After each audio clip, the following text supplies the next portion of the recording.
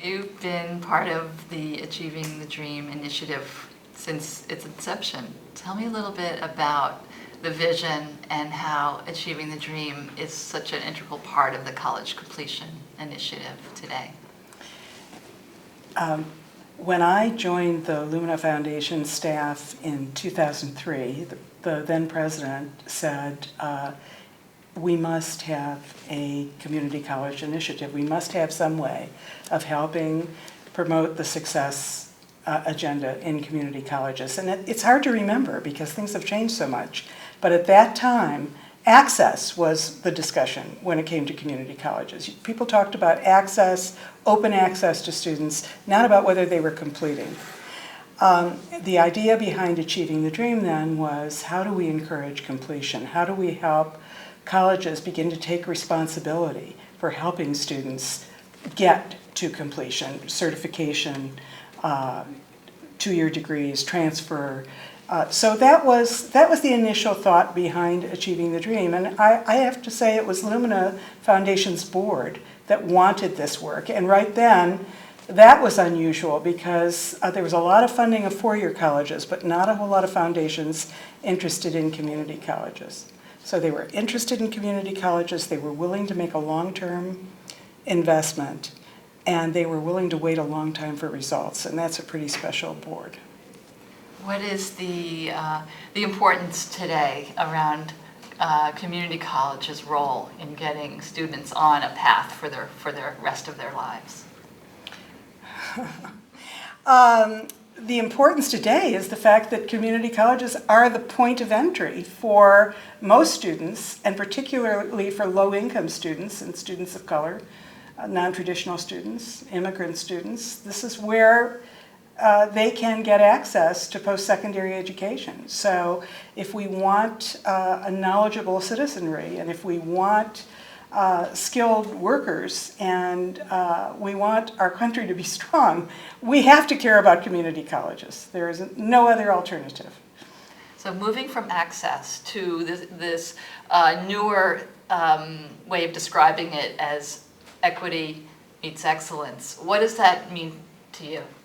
Equity and excellence? Mm-hmm. It means that we don't surrender quality in order to achieve degrees or certificates. We need both.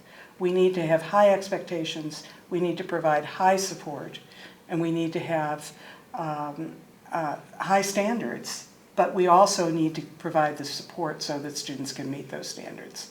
I think the old equity versus excellence debate is no longer valid.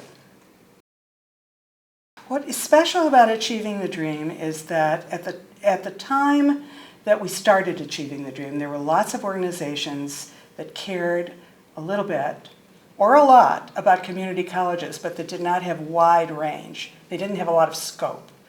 And so Achieving the Dream built the infrastructure to support colleges by building those organizations at the same time that those organizations worked with colleges.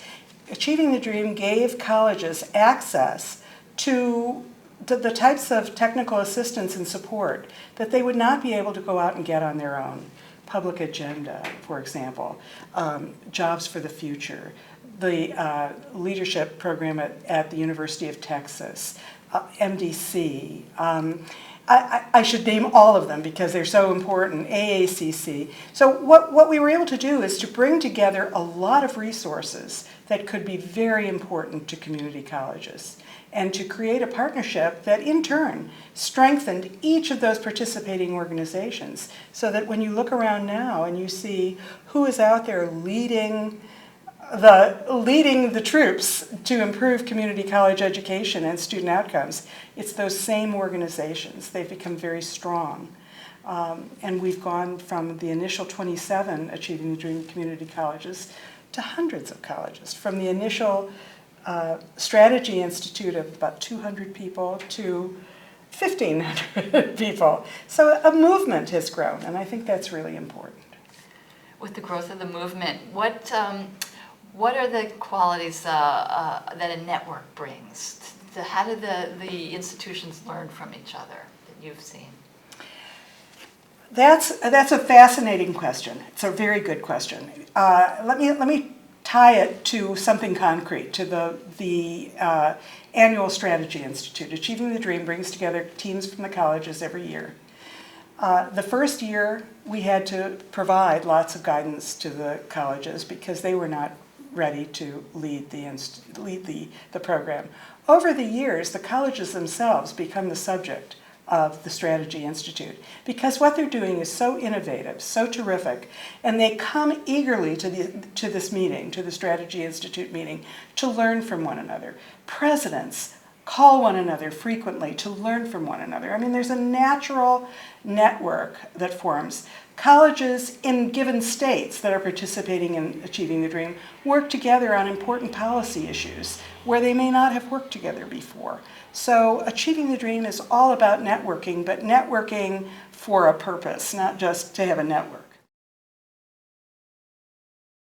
The data are collected within the institution and by a data collection group. The institution works with an institutional researcher, a data facilitator, a data coach, as well as a leader coach. So the president is working directly with the leader coach is working hand in hand with the data coach, who is also working with the president, and is also working with the committee that is analyzing the data.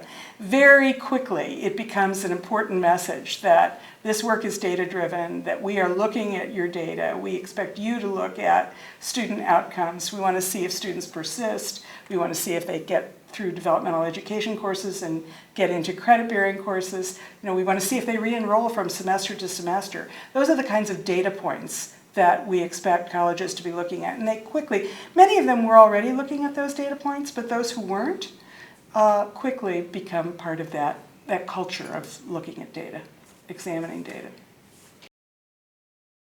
When I came to the Lumina Foundation, I had been working in K-12 education reform at the Kellogg Foundation and then retired and went to the Lumina Foundation.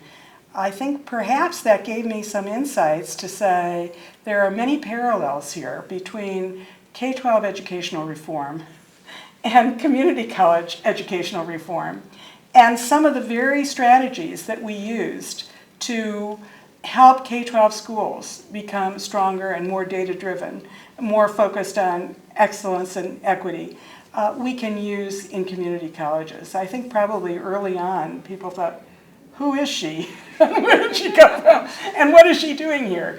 But I think we all had a common purpose. What drives me? Probably the fact that my parents were both immigrants. And my father had an 8th grade education and had to quit school to support a large family when his father died. And I realized how important education is and was very thrilled to be part of the first generation of my family to be college goers. And I realized just how important that has been in my life.